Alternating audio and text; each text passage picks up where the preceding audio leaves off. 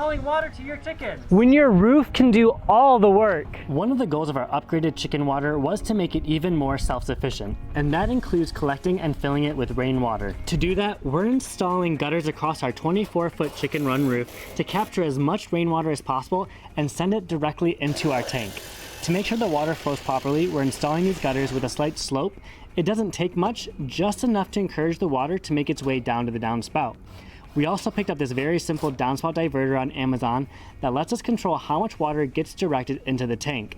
All of the gutters attached to the coop were bought brand new, but someone was just throwing away these downspouts and they ended up being perfect for our project.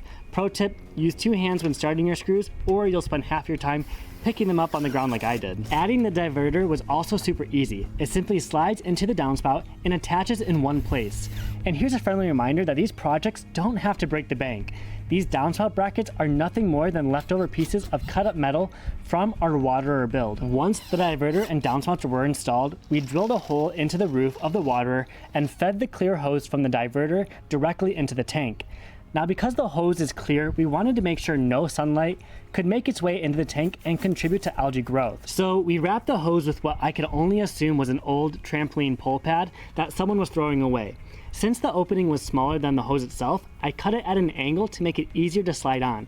Then I wrapped the whole thing in black duct tape. It's not the prettiest solution, but it works perfectly. The goal with this entire build has always been simple: create a watering system that requires fewer chores and gives us more time to simply enjoy life with our chickens.